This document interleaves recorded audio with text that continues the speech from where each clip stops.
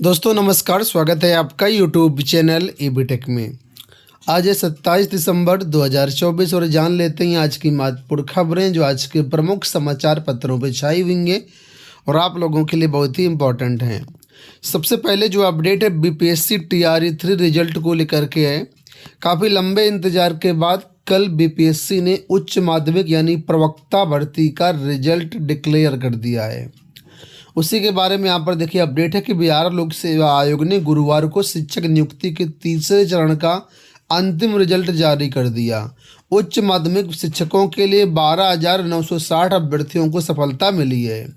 शिक्षा विभाग के अंतर्गत उच्च माध्यमिक के 29 विषयों में 12,479, माध्यमिक के स्पेशल शिक्षक 171, SC/ST विभाग के उच्च माध्यमिक में 201 और SC/ST विभाग के 6ठी से 10वीं में 109 को सफलता मिली है।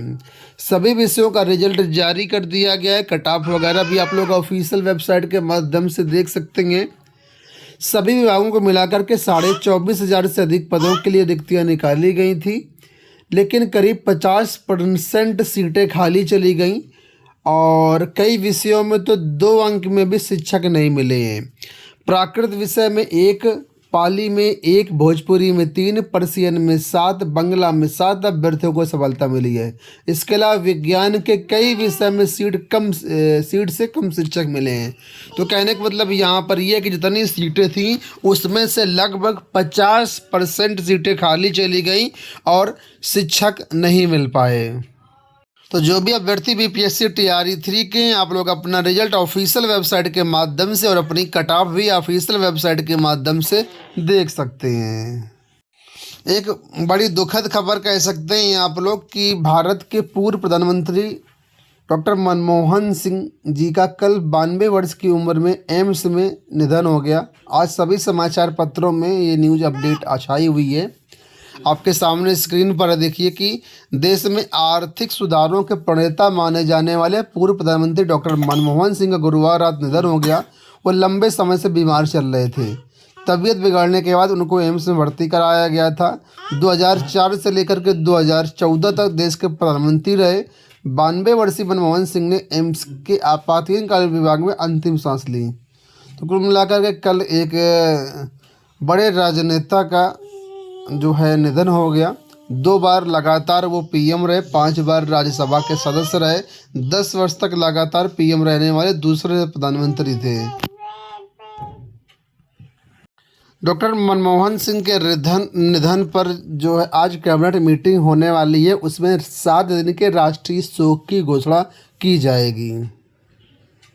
बिहार से देखिए एक अपडेट है कि नए साल में 3 लाख नौकरियां देंगे। बिहार के मुख्यमंत्री नीतीश कुमार ने ऐलान किया है कि नए साल में 3 लाख लोगों को सरकारी नौकरी दी जाएगी। साथ ही 10 लाख को रोजगार मुहैया कराया जाएगा। उन्होंने कहा कि हम लोगों ने 10 लाख लोगों को सरकारी नौकरी देने के लक्ष्य को बढ़ाकर के 12 लाख किया है। 9 लाख को सरकारी नौकरी दे दी गई है। वहीं 34 लाख के लक्ष्य के विरुद्ध अब तक 24 लाख लोगों को रोजगार मुहैया करा दिया गया है। मुख्यमंत्री गुरुवार को प्रगति यात्रा के दौरान सीतामढ़ी और शिवहर जिले की संयुक्त समीक्षा बैठक को संबोधित कर रहे थे।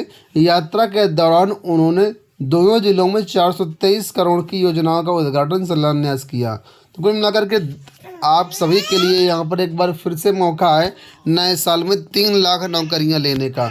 अभी जल्द ही आपको फरवरी तक जो है बीपीएससी टीआरई 4 शिक्षक भर्ती का विज्ञापन आ जाएगा और इसमें भी अच्छे खासे पद हैं। जो भी अभ्यर्थी इच्छुक हैं और इसके लिए जॉब करना चाहते हैं, नौकरी लेना चाहते हैं, अभी से अपनी तैयारी में लगे रहेंगे। सिपाही भर्ती डीपीएसटी की अपडेट यहाँ पर है कि शारीरिक मानक परीक्षण में पहले दिन 4,984 में 150 अभ्यर्थी अनुत्तीर्ण हैं। लखनऊ से अपडेट है, लिखा हुआ कि 60,244 पदों पर सीधी भर्ती की लिखित परीक्षा के बाद जारी कट ऑफ सूची में चयनित अभ्यर्थियों में दस्तावेजों की जांच और शारीरिक मानक परीक्षा बृहस्पतिवार से शुरू हो गई। पहले दिन लखनऊ समेत 75 जिलों की पुलिस लाइन में 4,984 अभ्यर्थी बुलाए गए थे। इसमें से करीब 150 अभ्यर्थी परीक्षा में अनुत्तीर्ण हो गए। वहीं करीब 100 अभ्यर्थी अनुपस्थित रहेंगे। तो अभी केवल यहाँ पर चल रहा है डीबी डॉक्यूमेंट वेरिफिकेशन और PST यानी फिजिकल स्टैंडर्ड टेस्ट। तो ये सारी चीज़ें जो हैं चल रही, इसमें से कुछ अभ्यर्थी बाहर हो रहे हैं, कुछ अब्सेंट यहाँ पर हो रहे हैं। इसके बाद दौड़ होगी, और दौड़ जो जनवरी के तीसरे सप्ताह में कराए जाने की तैयारी है, इसके लिए अलग से विज्ञप्ति जारी की जाएगी। तो दौड़ में काफ़ी छात्र बाहर हो सकते हैं, लेकिन फ़िलहाल अभी यहाँ पर कम छात्र जिनका डॉक्यूमेंट में कोई प्रॉब्लम है या हाइट वेट नहीं कंप्लीट हो पा रहा है, वही अभ्यर्थी यहाँ पर बाहर हो रहे हैं।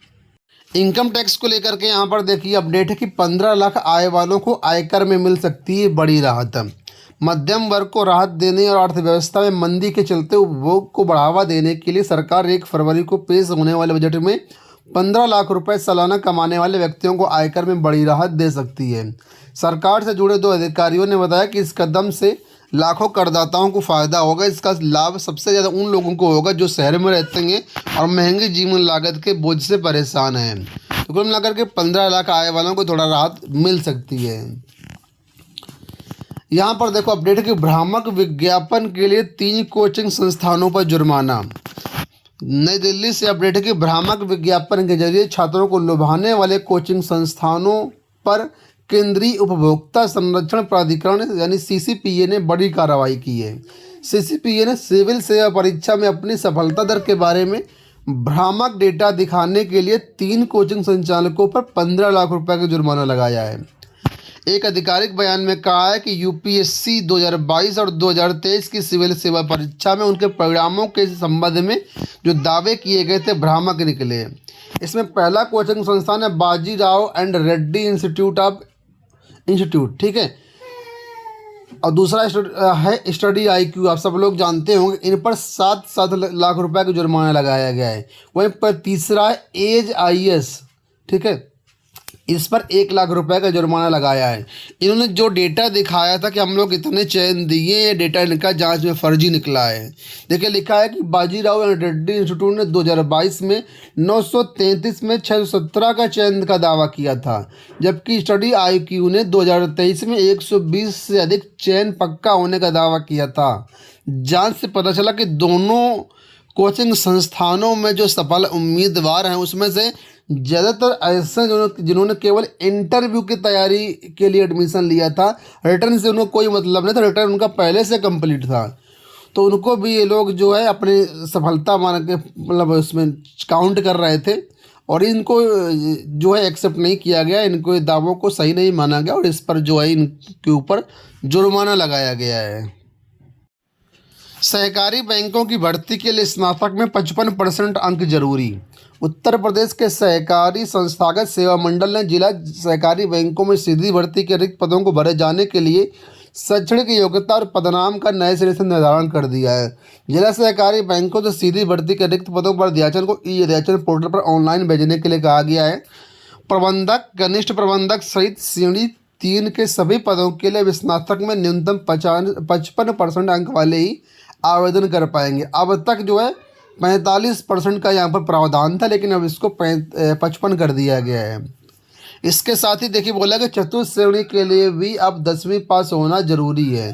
श्रेणी 3 में सहायक कैशियर, सहायक टंकक, सहायक आशुलिपिक, बैंकिंग असिस्टेंट पदनाम दिया गया है। इसमें 55% के साथ CCC प्रमाण पत्र है। चतुर्थ श्रेणी के सहयोगी चालक गार्ड की योग्यता के लिए पहले 5वीं पास हुआ करता था, अब इसको 10वीं पास कर दिया गया है। अंत में यहाँ पर देखो अपडेट है कि तदर्थ शिक्षकों का बहाली और वेतन के लिए धरना जारी। प्रदेश के एडेड माध्यमिक विद्यालयों में तदर्थ शिक्षकों के वेतन बहाली व उनकी बहाली के लिए धरना जो है बृहस्पतिवार को माध्यमिक शिक्षा निदेशालय पर किया गया। माध्यमिक शिक्षक संघर्ष समिति तदर्थ के प्रांतीय संयोजक राजमणि सिंह ने कहा कि न्यायालय ने वर्ष 2000 के बाद तदर्थ शिक्षकों का वेतन भुगतान करने का आदेश दिया है। तो ये इनका धरना प्रदर्शन अभी चल रहा है और मांग लगातार जारी है। दोस्तों ये हो गई आज की सारी सूचनाएं। इस वीडियो में इतना ही। धन्यवाद।